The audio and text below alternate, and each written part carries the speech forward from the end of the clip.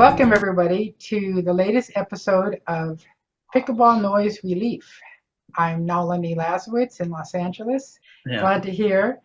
And we're bringing our community together once again so we can learn and share resources.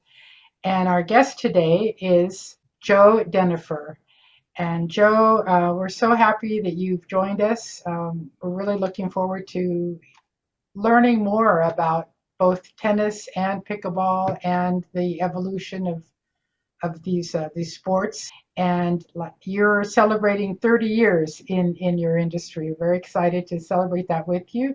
So maybe I could just turn this over quickly to you and have you tell us a little bit about your company. Thank you, Nalini, and everyone else who's here. I appreciate the warm welcome.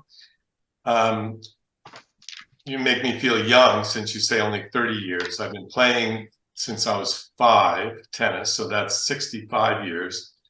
And then working in the industry since I was 20, so that's another 50 years. But the company, On Court, Off Court, we started in 1994, motivated to help the learning of racket sports be more user-friendly. In the old days, it was a one-size-fits-all kind of thing. The instruction on a tennis court would be, racket back, bend your knees, watch the ball.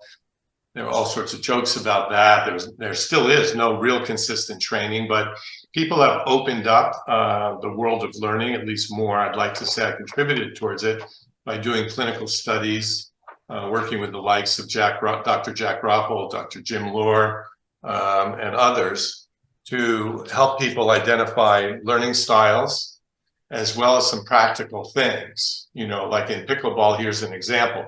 Why follow through? What's the purpose of the follow through? Would anyone like to try to answer that question?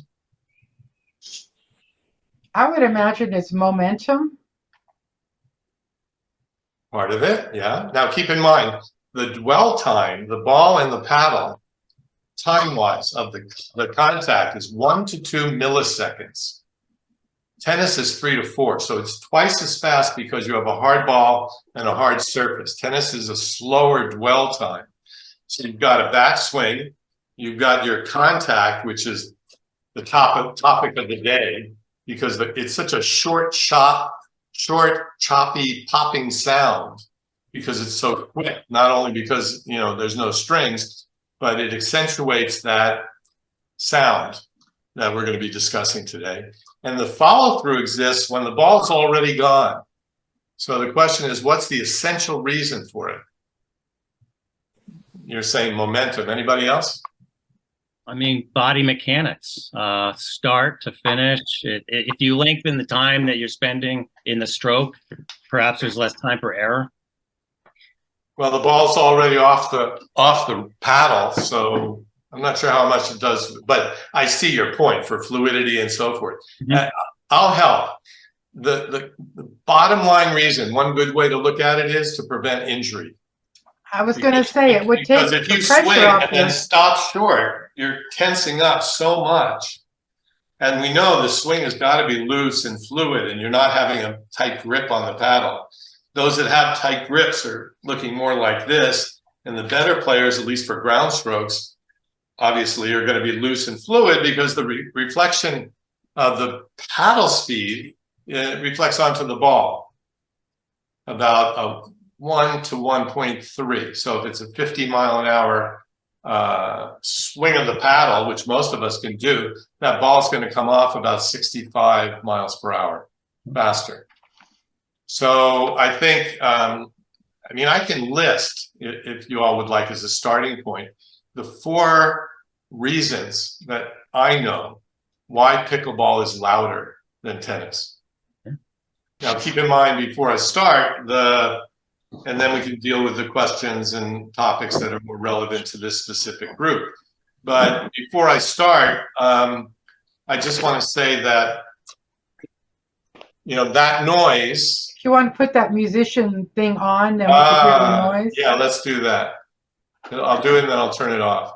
Okay. So this noise, which we've all heard, is a very sharp, crisp noise. I have a tennis ball and a tennis racket. I could pull it out and you'd hear just not as high a pitch noise.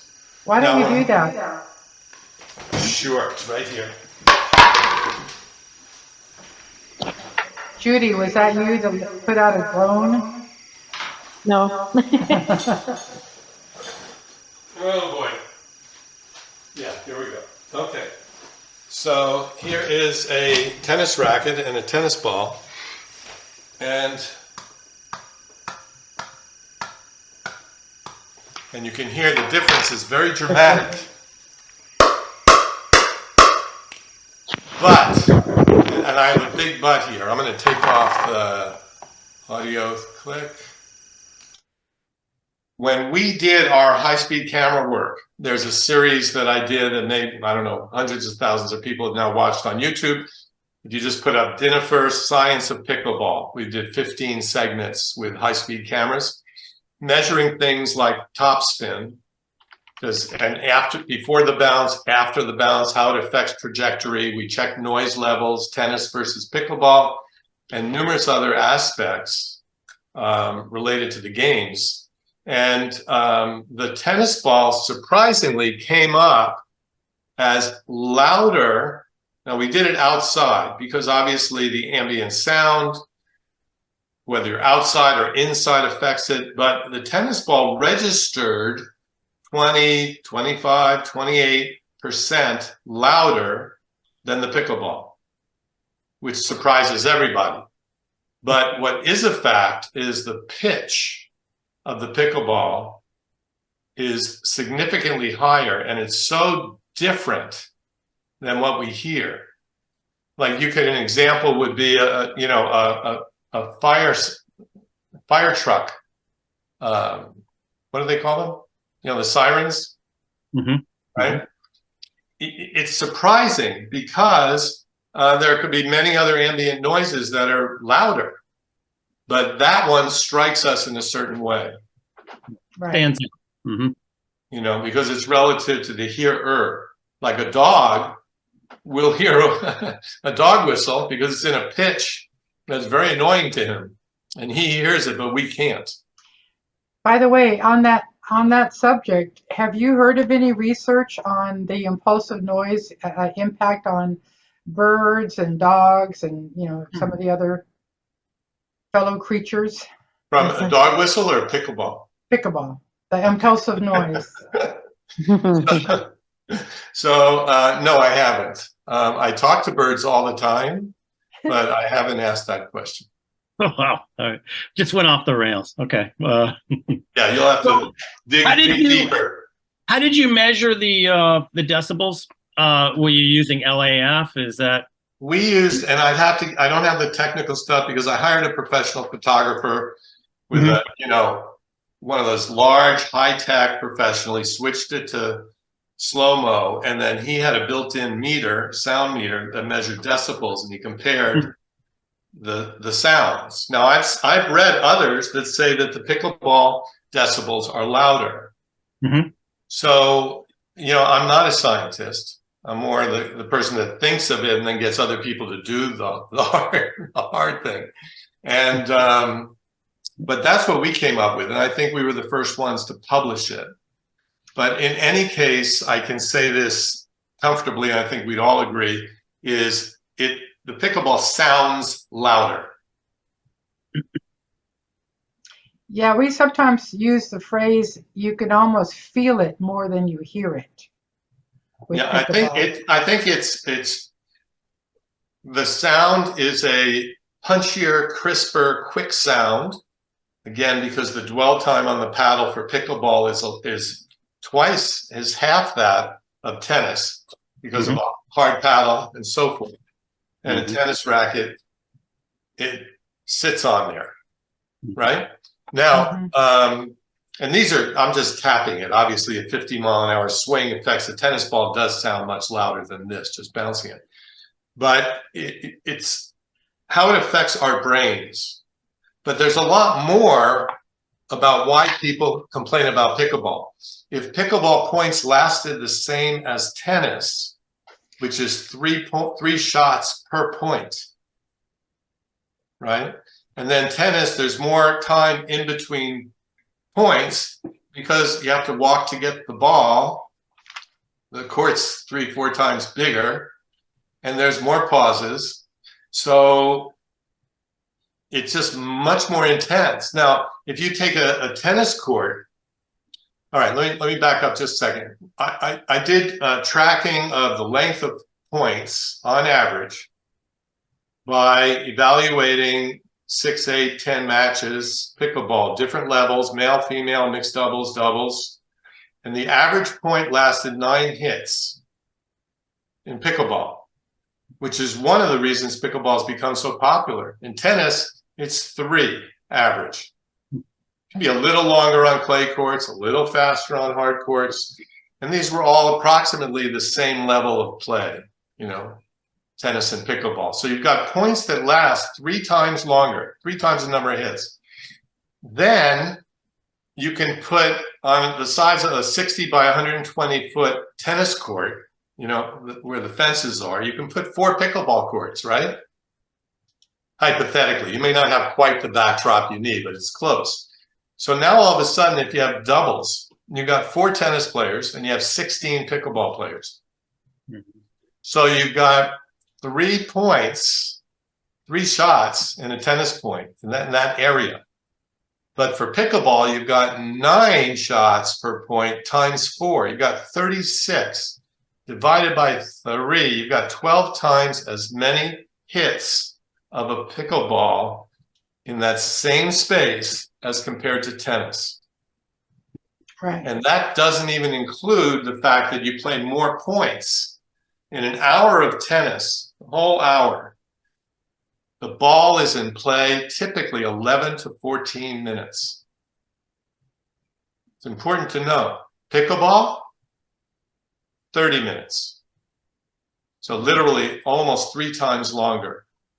So then you do, you know, if you've got X number of hits, you're talking about a high volume of hits on a pickleball court compared to tennis. If 1 point is 12 times, and then you've got more points, right, being played because the in-between time is so much less than tennis, it's a lot more ball strikes.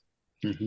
And I don't even people you know, coming through, right? You're like, you know, like my friend would say, the chamber is reloaded. You know, they get another banana clip, put it in the gun, start firing away again, and it's like new people. Yeah. Who waits 30 seconds between points in pickleball? Right.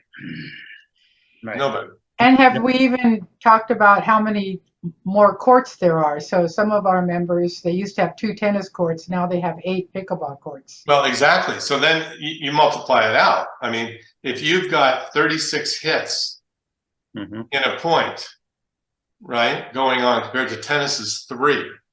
Then the question is, well, how long does the point last? Well, pickleball points last a little longer, but not 3 times longer, because the time from, let's just say baseline to baseline, but you hit a pickleball baseline to baseline, basically, you know, 45 mile per hour, 40 miles. This is like a strong intermediate level. It's about a 1 second lapse. In tennis, it's twice as long. It's 2 seconds. So that's how you can get more hits in less time. And then when you start putting 4, 8, you know, instead of 3 tennis courts, you've got potentially 12 pickleball courts in that same area.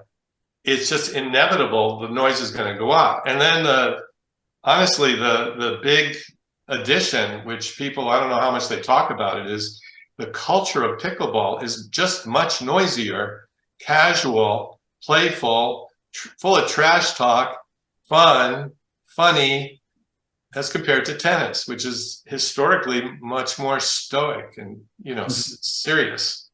Yeah. People will complain in tennis leagues, you know, about, you know, stop talking so much, you know. In pickleball, it's like, did you ever have to tell someone to stop talking?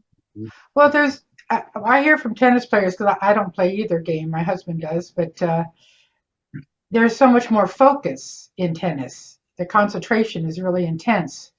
And this is one of the reasons why our tennis players are complaining about when they have to share courts and you have pickleball right next to them, these two cultures really clash, and it makes it hard for the tennis player to enjoy their game. I mean, I would say the serious pickleballers compared to the serious tennis players are equally serious and focused. But your point is well taken because, see, in tennis, recreational players typically don't play that often because it's a harder sport. So they may play 4 times a year, but they're counted in the numbers of regular or frequent tennis players. In pickleball, I'm going through physical therapy for a shoulder injury, and at the PT, these guys are all pickleball players, and they're like beginning, intermediate level or whatever, and they're on fire. They just love it. In tennis, I've hardly ever, at least not in recent years, heard a group of people just on fire about being advanced beginners or beginning intermediates, because tennis is a harder sport to enter into the skills as compared to pickleball. So we had a couple of questions prepared for you. One is, were you done with the 4 reasons why it's louder? Yeah, I had 12 times more hits in the same space. The high pitch is noticeable. The shorter contact sound creates a more of a pop. And then the social versus quiet nature of tennis being a quieter sport. Right. Let's speak of so many 16 people talking at once compared to 4. Right. Well, we wanted to know from you the evolution of pickleball, because I know you started supplying some of the portable nets maybe 15 years ago. Is that correct? At least, yeah. And in the early years, it was kind of a backyard recreational activity, and the growth was, I guess, slow and steady until COVID, and then it really exploded. If you could just tell us from a vendor's point of view what you saw happen and help us understand why it is that we've got courts, and it seems like pickleball is in every city in the country. Would you agree? So exciting, so exciting. I mean, so, yeah, the certain milestones that you must have seen, like, oh, that was unexpected, and certain correlations with things that you saw. Yeah, well, we started off in 1994 as a tennis only company, then added fitness, and then pickleball came around. And pickleball is always like a tiny share of our own. Now pickleball is actually the dominant source of revenue, which is huge. We're not the biggest company in the world, but we're very solid. We have a co-branding agreement with USA Pickleball. You'll see their logo on all our nets. We promote their membership in all the nets we sell. We private label nets for Pickleball Central, for Gopher Sport, for Champion Sports, for Palos Sports, and several others, both in the US and Europe. And the growth has just been phenomenal. That's really what I can say. And I think we go to the extra effort. We're a little, over meticulous, some people would look and say, if somebody needs boundary lines, then hi Patty, and then we figure out a way to get boundary lines. I mean, I've taped off pickleball courts, painter's tape, and I had to go to a chiropractor after. It was bending over not as easy as I thought. So the growth has been very phenomenal. And COVID did show a boost, and COVID helped tennis also because of the natural spacing that it allows. In tennis, they wrote the initial of one player on one ball and the initial of the other player on the other one. So you'd only serve with the ball with your initial, so you wouldn't be sweating, rubbing your face, and then people were doing that. Whether it accomplished much or not, we don't know. But COVID changed a lot for so many people. Yeah. And during these last 15 or so years, can you tell us a little bit more about the different organizations? I know we have USA Pickleball tends to set the rules and the standards for equipment. And then you have Association of Pickleball. I might say they sanction tournaments. They sanction tournaments. You have the Association of Pickleball Players. the Professional Pickleball Association and Major League Pickleball. Am I leaving out anybody? There's the PPR, which is the PTR, Professional Tennis Registry, was the organization that Dennis Van der Meer started around 40 years ago. And they added pickleball and certification. And their group is called the PPR, Professional Pickleball Registry. And yeah. Okay. And can you tell us a little bit about the different groups and, like how you've watched them evolve? I guess that would be my question. I mean, you could take all of them, and it's I don't think hula hoops have the staying power that pickleball does. But when I was a kid and hula hoops came out, you had to have a hula hoop.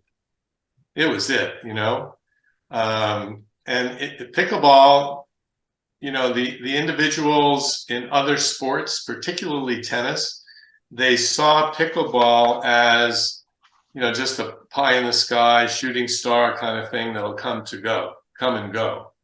I'll back up a little bit and delay answering your question just for a moment. But I was sitting at the banquet for the Professional Tennis Registry, say 200-300 people. Everybody's got, jackets and ties. They're doing the award-winning thing at their annual conference. And the keynote speaker was from the United States Tennis Association. And I typically sit in the back. I have this credentials of being a master professional in the 2 largest tennis teaching groups in the world. So there are like 10 of us that have those credentials in the world. And they were just bad-mouthing pickleball. I mean, I'm just saying, this is about 10, 12 years ago, just completely saying how you got to push tennis and just, don't let pickleball players use the courts. There was animosity.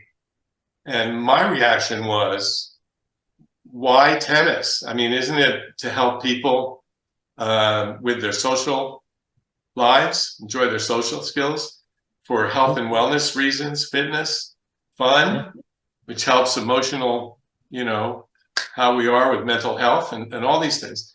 And then I shared that if you had a family reunion, so tennis and pickleball are both paddle sports, racket sports, wouldn't you invite the cousins to the family reunion? And obviously you would. Now everybody's adding pickleball and bracing, and the USTA made a real big mistake by not modifying their smaller courts to meet the specs for pickleball. It could have been done. They didn't see it. Sometimes it's hard with new sports. Well, with this growth has come this transformation of a lot of public courts that weren't getting all the attention that they needed, from the communities budget-wise. They weren't always kept in the best condition. And yet they lived, harmoniously with the neighbors. And now with the group that you're addressing today, we have a large number of people who are suffering because they don't really mind anybody playing pickleball except for it's now in their house and it's there for 10, 12, 14 hours a day. And and 7 days a week as well. And we're hearing more and more from other park users, I can't do my yoga there anymore. I don't like to walk my dog there anymore. It's a racket. We even have gentrification issues where people are taking over tennis courts in an area that might have a much more diverse, ethnic population. And now those kids don't feel like they belong on that court anymore. And they don't want to go to the basketball court because there's all these old white people sitting around in their lawn chairs and giving them funny looks, so it's creating a lot of tension. Don't go on our courts. Right. It's creating a lot of tension in these communities. So I'm just wondering if you can talk about the awareness on the part of the pickleball industry, if you're seeing a change, because I mean, we've seen a resistance to even acknowledging the noise and the impact. And I hope we're seeing a change on that. I'll say that I'll back up just because you asked the question, then we'll move forward. You know, the groups that are tied to the two main tennis coaching organization groups. There's the Professional Tennis Registry that I mentioned, and they expanded to the PPR, the Professional Pickleball Registry. And their next World Convention is in Tampa in February, their symposium at Saddlebrook Resort. So they'll have trade show, speakers, certification. The trade show this year will be mixed, half pickleball and half tennis for the first time, which says a lot. And then you've got the USPTA, which is the United States Professional Tennis Association, which has been around longer. And they paired up with a group that I think you all know, the name. It's the IPTPA, right? IPTPA, yeah. So that what group, does that stand for? I knew you were going to ask. I just learned to read last year, so these acronyms confuse me. International Professional Tennis and Pickleball Association? No, it's only got pickleball, and I'm sorry. Let's see if he has a signature. Someone can Google it real quick, IPTPA. So, Joe, are you saying that that tennis and pickleball are kind of learning to coexist? I mean, did I put that out? I mean, there seems to be a little bit of hope with that statement. If I got that. I mean, let's just say it this way: tennis is struggling in many ways, participation-wise. The industry financially has been struggling. So for tennis not to jump on the pickleball wagon would be absolutely stupid. It's pretty natural for tennis coaches to be able to learn to teach pickleball. I think there's probably, I think it's a pretty sure guess that a lot of them are just going out thinking they can teach pickleball when it's not necessarily the best way to teach, but that's been going on with tennis for decades and decades. I think it's going to improve over time. It's kind of like playing catch up. It's a run. Right now, the sport of pickleball is running away under its own momentum. The article I read, and I don't know the time frame, but it said that to keep up with the growth, 25,000 new pickleballs in the United States, pickleball courts, will need to be built. And I don't know if it was in 5 years or what the numbers were, but there have been economic forecasting for that. So it's here. It's clearly here to stay. As funny a name as, people didn't take it seriously, named after a dog named Pickle. Mm-hmm. What's your recommendation for the tennis people and the professional organizations? What should they be doing? Well, it was a big mistake. It was a big mistake not to embrace sooner, seeing the writing on the wall. There was about. How would they embrace that? What would that look like? It would look like what it's going to start to look like now, which means facilities will have tennis and pickleball. They'll be cognizant of the noise issue. They will separate them. They will plan usage. They will make more in their local pro shops. They will make more, there'll be much greater income sources that'll come in through running events and tournaments. Summer camps for kids. At first, pickleball was more of an older crowd. Mm-hmm. And that is it's already started to change, but that's going to change more and more. It seems pretty obvious, and I would really encourage, like for juniors, I'm sure people will be coming out with lighter paddles. I wanted to start talking about the paddles because you're one of the vendors who are working on testing materials to try to make the noise issue, to handle the noise issue. Yeah. Can you talk a little bit about that? Let me grab some material so you can hear it. And you'll want to take your original sound on again. Yeah.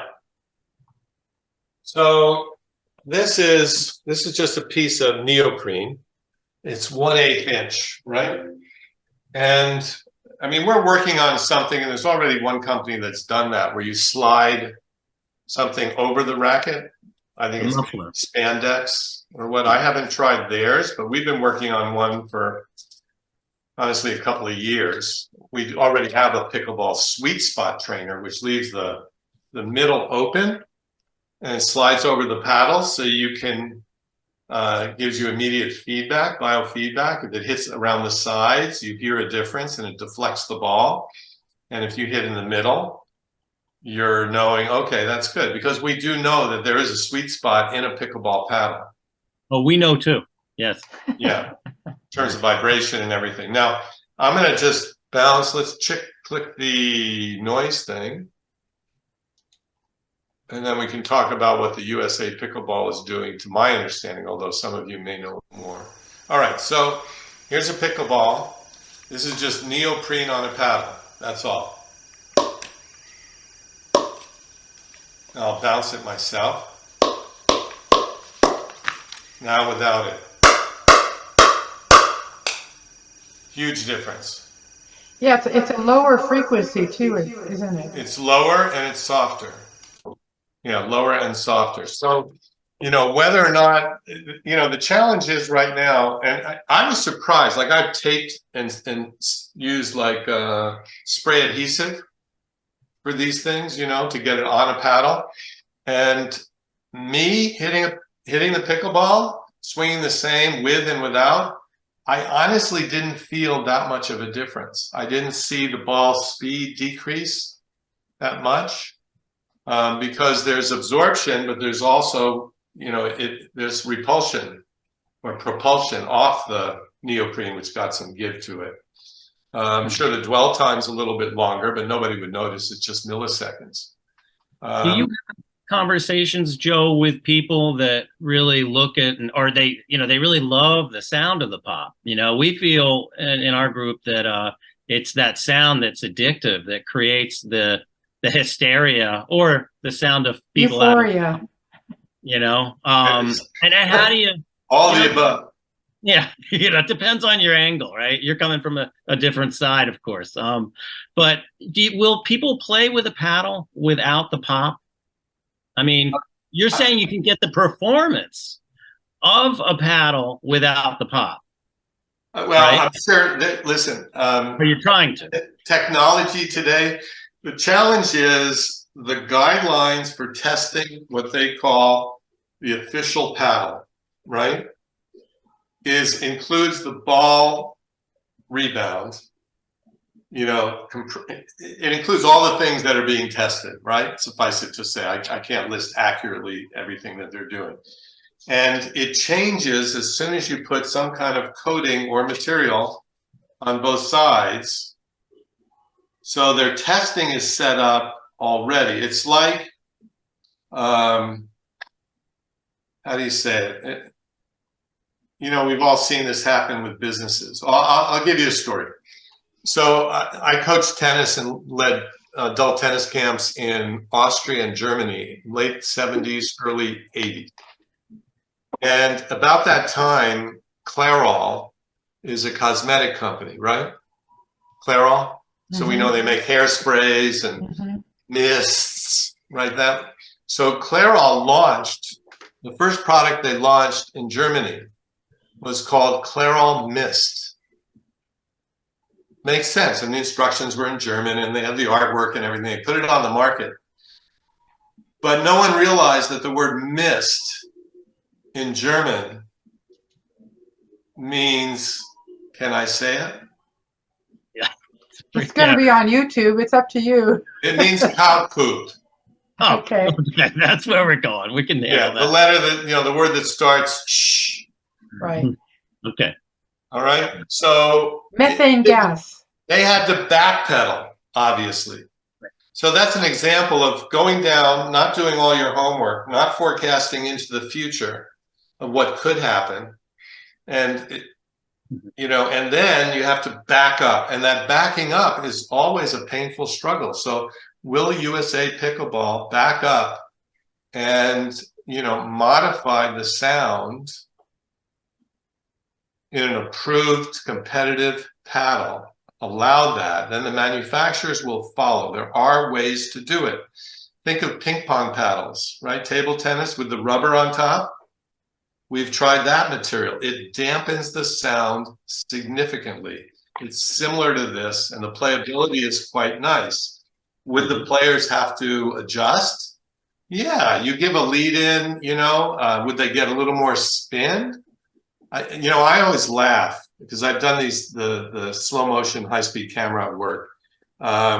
People over exaggerate in pickleball how significant topspin is. I'm sorry. I know the revolutions per minute with a tennis ball are 1,500 compared to 3,000. You know, for like an intermediate player, you can get a lot of spin because the ball compresses and the strings compress and grab the ball. And in pickleball, it's much, much, much less than that. I don't remember the numbers offhand. But again, Science of Pickleball, Dinoffer, YouTube, 15 videos addressing all these issues.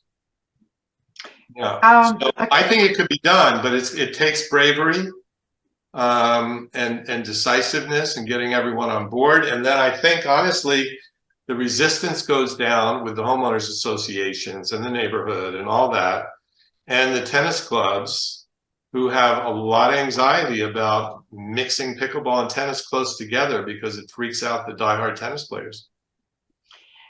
Go ahead, Michelle. Let me unmute you. We got a question here.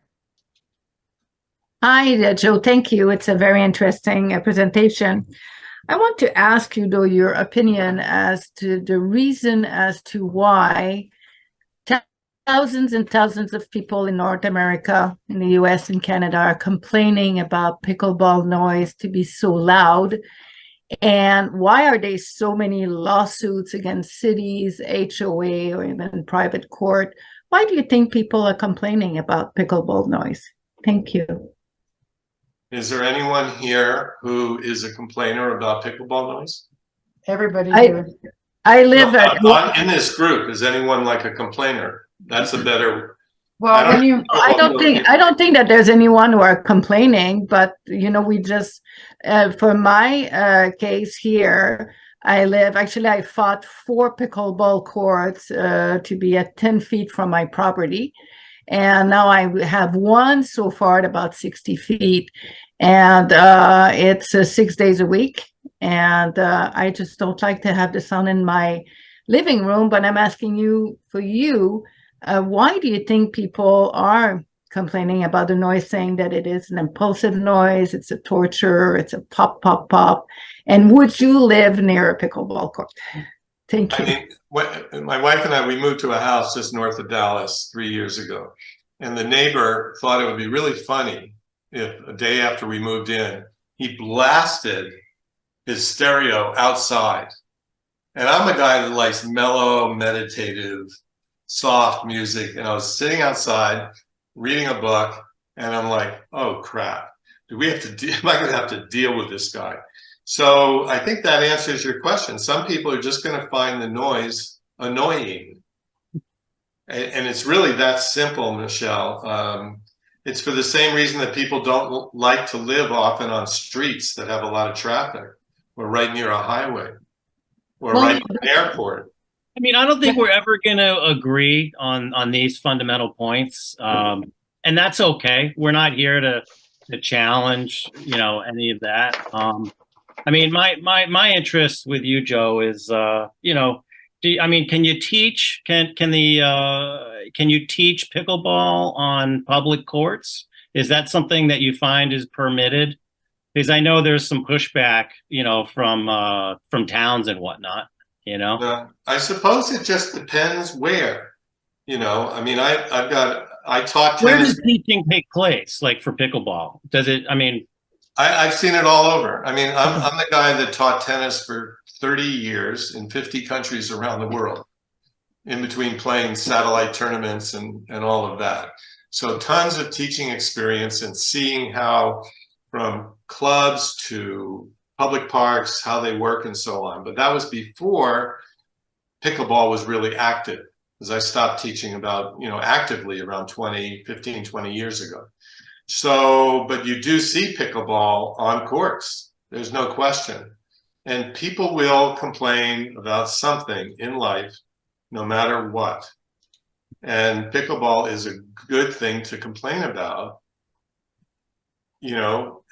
because they think they can do something about it. You can't do anything about highway traffic. They build up walls around it. You can't do much around, if you live near an airport, you can't do much on the 4th of July about all the fireworks going off. But people think that they can complain and their voices can be heard in their municipalities for pickleball. And they are being heard. Otherwise, this discussion wouldn't be taking place, Obviously, for a couple of years, I did tennis court design work as a consultant in Hawaii for some prominent hotels. And noise wasn't that much, we were more concerned with aesthetics, using natural materials and all that. It takes a lot more effort to soundproof around courts. And then if you build high enough walls, you've got heat issues, right? Because it contains the heat. And then even you got the echo, you got the echo issue. If the ball's hitting a pickleball, right? Oops, that's a tennis ball. Hitting a pickleball. We can't hear it. Sorry. Anyway, if the paddle hits a ball, right, and it's contained by a wall, you're going to have echoing and sound that is going to be even amplified. Oh my God, yeah. The acoustic fence, that's exactly what it does. It almost like it's creating a loudspeaker. It's much louder for the players, and it's much louder for the neighbors in some respects, depending on where the neighbors are living. And it's a constant. I mean, when you talk about 12 times the amount of pickleballs being struck in a point compared to tennis, yeah, we have exposure levels of 100,000 hits, per day for some of our neighbors. And that's one of our measures that we use. I mean, how long, let me ask you guys a question. How long do you think an average game of pickleball, one game, first to 11 points, how long does it last? 20 minutes. Yeah, 30 minutes. 20, 30. So let's say a game and a half, and the average score, let's say it's, okay, let's just say 20 points in 30 minutes, right? Let's just throw that out. So that's 20, in that area, it's 20 times, okay, 20 times 36. I mean, I've done the math on this a lot. 8 courts going all day. It's compared to tennis. 90,000. Yeah, it's thousands of hits. I want to just mention. We'll go back to the equipment. Is there anything that could be done about the ball? Does it have to be a plastic wiffle ball? Well, no, but that's the more major change. That would be very major, because it's a crisp hit. It has a certain feel. If they shifted to a tennis ball, it would have a much heavier feeling on the paddle. You'd probably have more injuries because of the weight and impact of the ball on, the elbows. So I'm not sure that that's a good idea.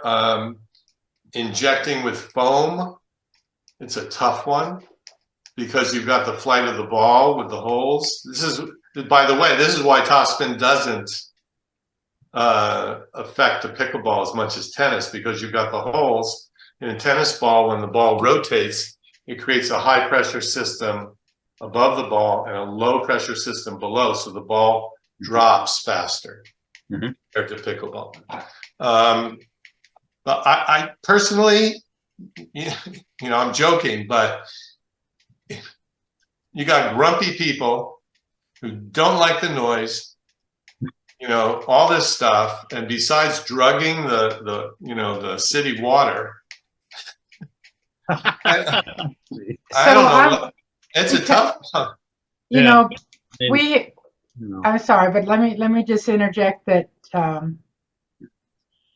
there's a certain sense of, how can I say this, of reality that these people are living with. And when I hear people being called grumpy or that they're complaining, this goes so far beyond anybody's choice. If you're exposed to something that's 8, 12 hours a day, you can't read, you can't sleep, you hear the noise late at night, even after the players have gone, you're developing tinnitus, high blood pressure. These are physical reactions. So, anybody would be grumpy. Anybody who is So we're exposed to coming this. after your paddles and balls. No, I'm just saying, I just I wanted mean, to no, I'm trying to, since we're make having light the of a serious, conversation. Yeah, no, it is. Listen, it is a serious thing. I'll tell you one thing. If I had a group that was playing on a local court and they're, round robins and activities and all this, what I would do is anyone that comes over, somehow or other, I'd get some local business to sponsor some things and give the people a gift as an apology. Could be a little box of chocolate. It could be a Joe, it's not going to work, man. I don't think that's going to lower their blood pressure. They'll just say, take your chocolate and. Oh man, yeah. I mean, look, we all knew that we weren't going to be in agreement when you came on, But that's why I keep trying to go back to. So what's our best case? Well, I think we're in agreement that there's. Well, yeah, we are in agreement in a way. Yes, I mean, I want to know what's it going to take to solve the noise problem. Do we have, can USA Pickleball get behind, this paddle with a little bit of a change to it? I mean, I'd like to see you sell 1 million paddles, but they're not going to buy them until USA Pickleball says these are great paddles. I can answer the question. So you probably know that USA Pickleball is looking at a recreational pickleball paddle line that would have different specification requirements as compared to the regular one, the competitive one. It wouldn't be able to be used in sanctioned tournaments. It would play similar, it'd be a lot quieter. And when that is more readily available, I think small, like homeowners associations where there are courts and it's an issue, they could require the following paddles are the only ones that can be used at this facility. Right. And I think that's one move that'll be really important. How could we help in promoting that? I mean, is there people that we need to speak with, or there? Yeah, I would reach out to the USA Pickleball. We're working on a stretch over sleeve. That wouldn't be very much money. You could listen. Take some compression socks if somebody has, and stretch it over and experiment and see what that's like. Give us some feedback, because there's a zillion ways to make the paddle more quiet. And a lot of it is just resting on approval, because even you get the advanced beginners in pickleball, they're just loving to play tournaments and compete and have fun. And you're not going to change the mindset of people who are trying to sleep, hearing the noise and being kept awake. Right. I want to, that's a great segue for one more topic that I want to make sure we can talk to you about. Tennis also has some opportunities for shorter interaction games, spec tennis, the touch tennis, which is, I guess, a more compact. Yeah, it's like a mini tennis. Yeah, and so that's the last thing I wanted to cover with you is what could tennis do, not only to improve, make it easier to play, but also make it more social, to have the drop-in situation that pickleball has, where you could just the rotation of people. Yeah, you just walk on a tennis court and you could be part of it. What would you advise tennis to be doing in that area? Yeah, there are so many. I taught 4 and 8 hour courses on how to grow your tennis programs for the major organizations for years. And I think all that you just said, the challenge is that most people who are teaching tennis can earn more in an hour teaching an hour private lesson than they can doing all these activities. So often they don't bother. Tennis has been around so long.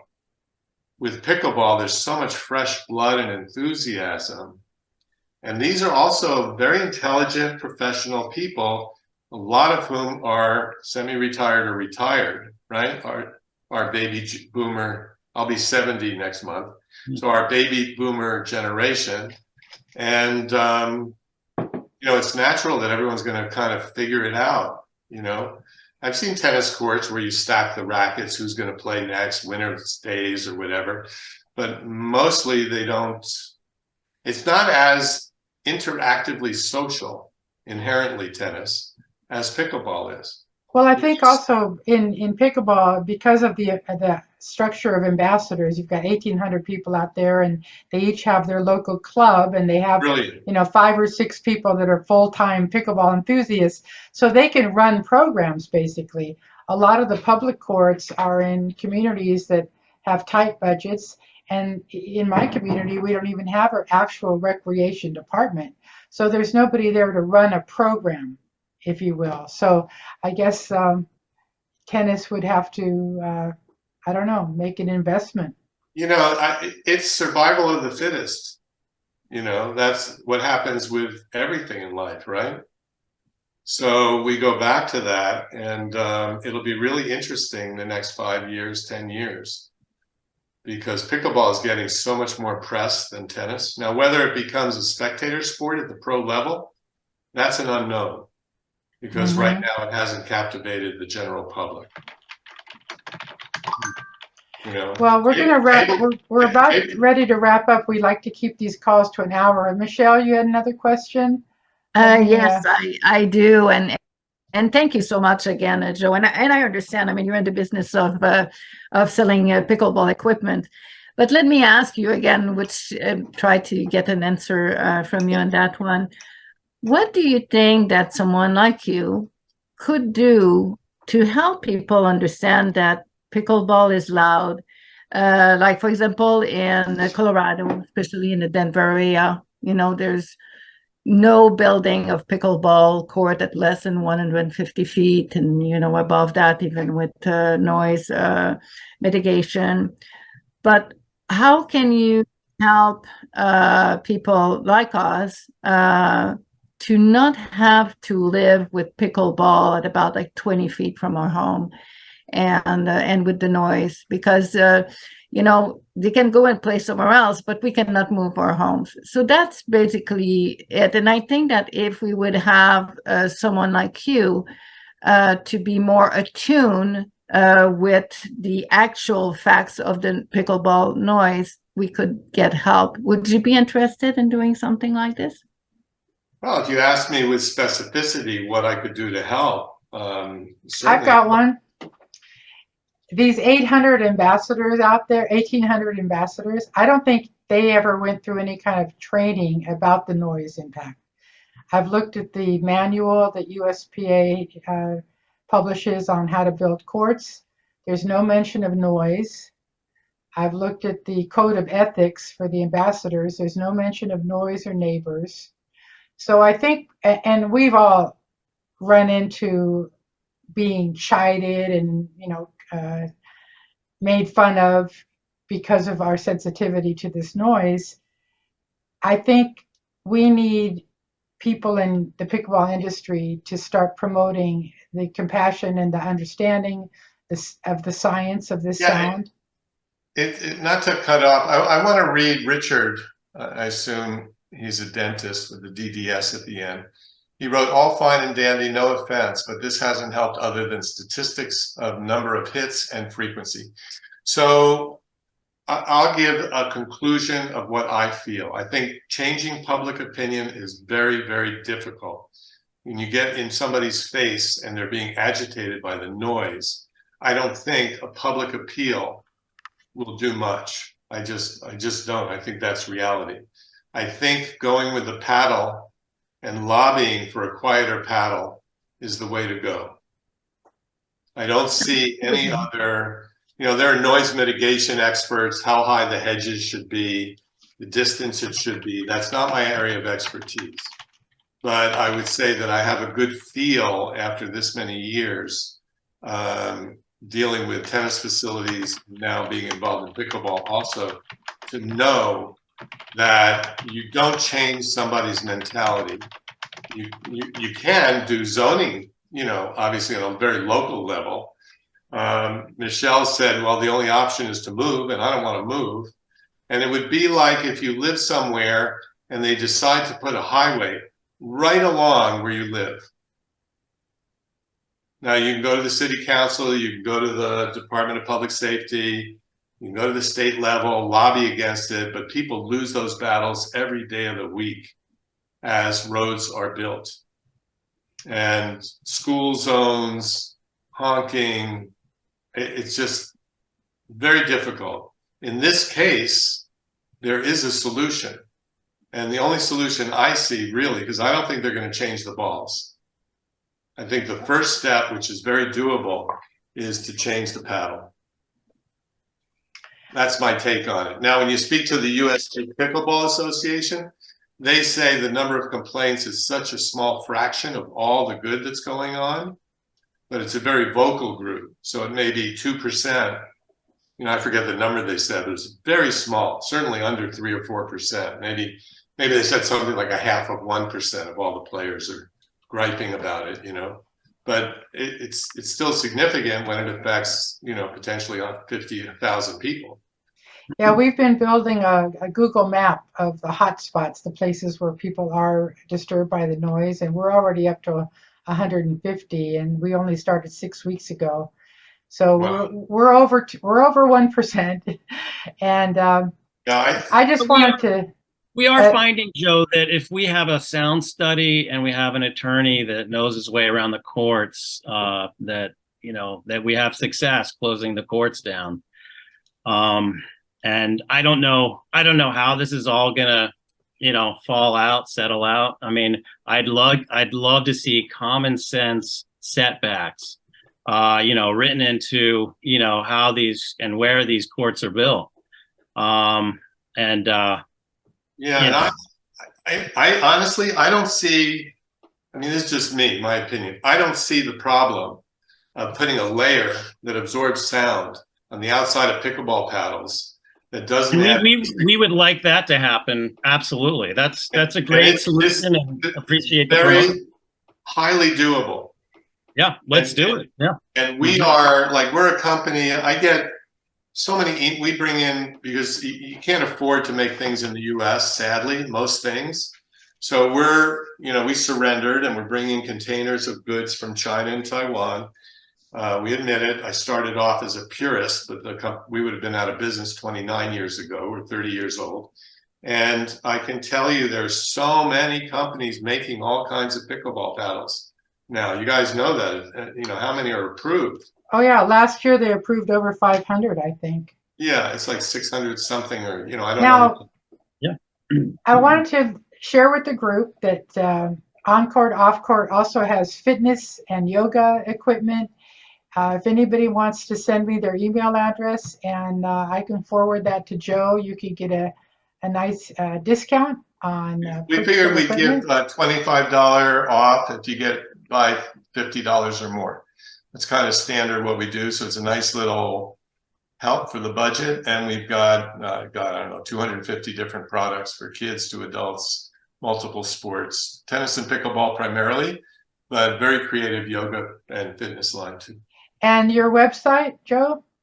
OnCourtOffCourt.com. That's an easy one. How did the word off-court get in there? What's the image that you're presenting? Well, we do a lot of things that are home practice. It's like in your garage or in your basement that work for pickleball as well as tennis. Like if it's a rainy day and you got to be in your garage, we have a infinity PlayStation where the ball comes out of a ball machine. You hit it into the net, it drops down into the machine again and fires out again. So with one ball, you can continuously play. And then a large rebounder that's angled, so it creates an appropriate arc, and on wheels, and the netting softens and absorbs it, so you're not hitting from 50 feet away, 30 feet away, but you can keep it in a close area. So we have all sorts of training products like that. Yeah. All right. Well, maybe we'll encourage our friends here to go shopping.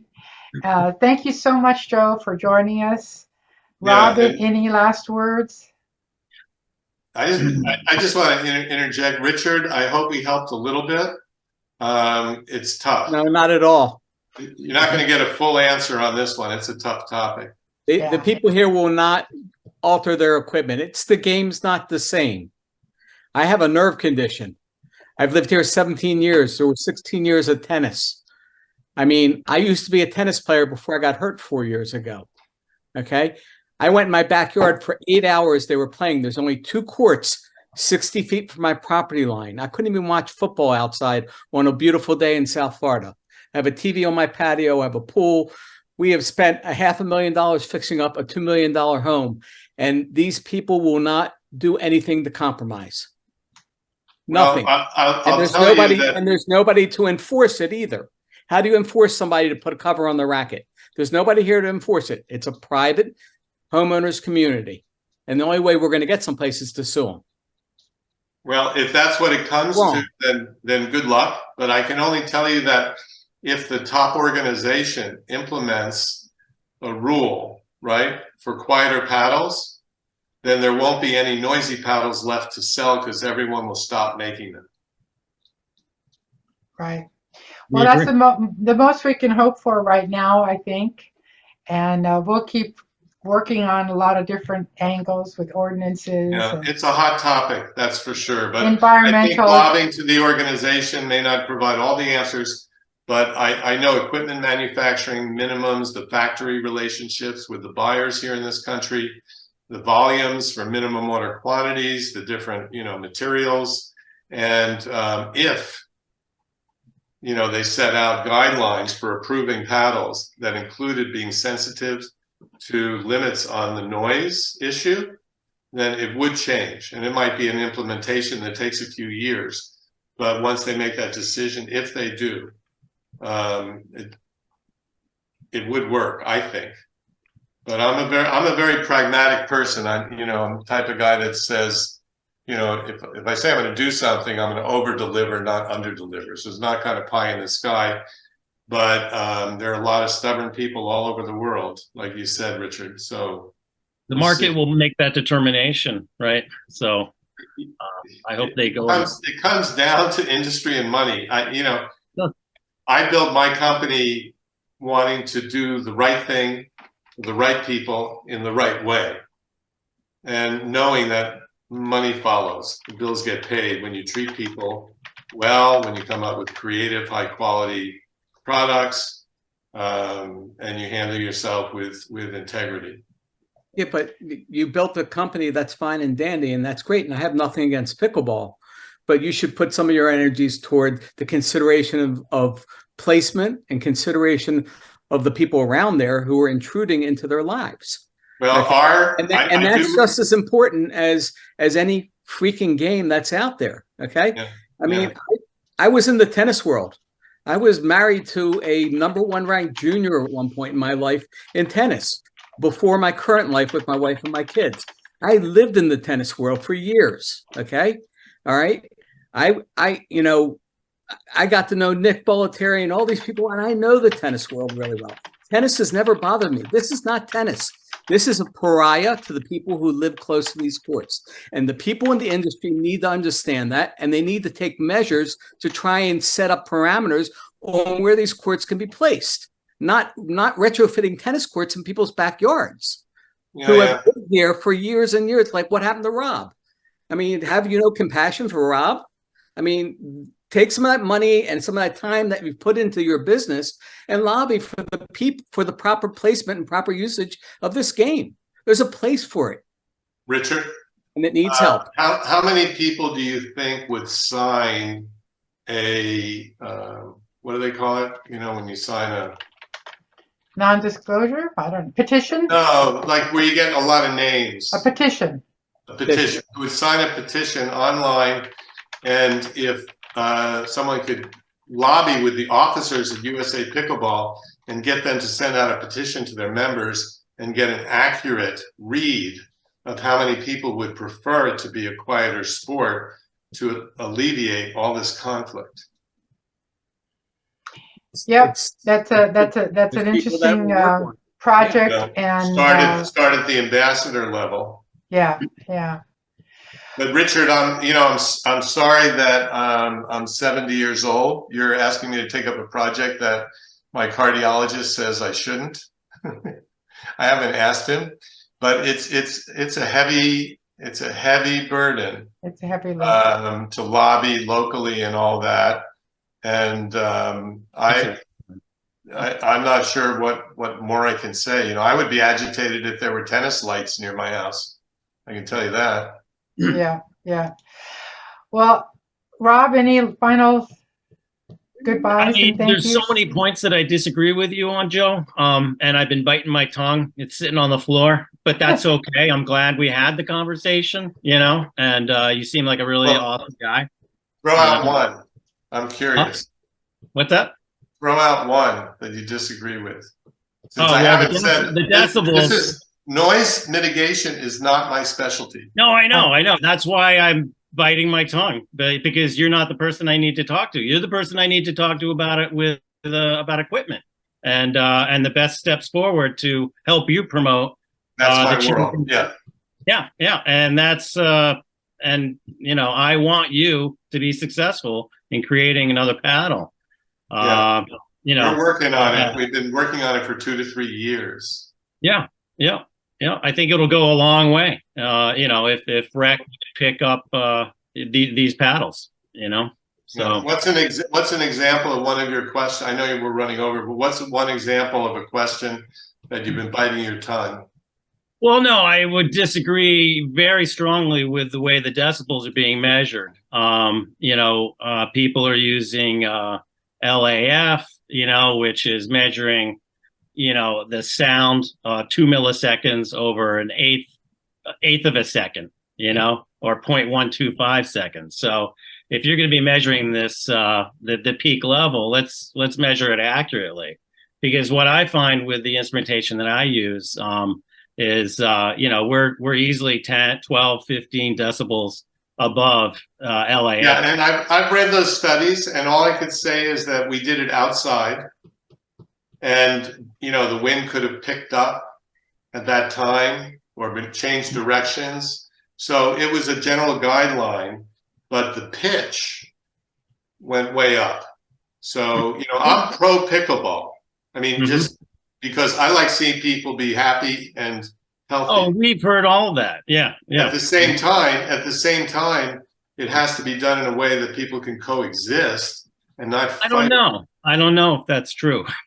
I don't know if pickleball has to coexist with neighbors nearby, Well, what that would include is move the pickleball sufficient distance away. It's just properly placing the courts or put them indoors. If you live 25 feet away from a pickleball court, those courts should be indoors. At the very least. Agree. I would agree.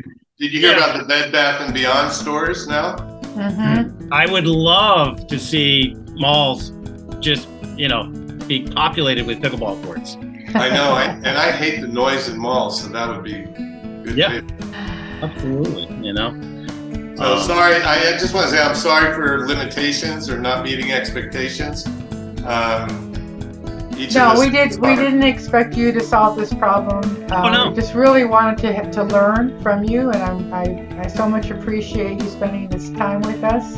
I want to thank everybody else who joined us. We are going to put this on YouTube, so other people will be able to learn. And we'll keep the room open for a little while, but I'm going to go ahead and shut down the recording. And thank you once again, Joe Dinoffer, for joining us today. Thank you, Joe.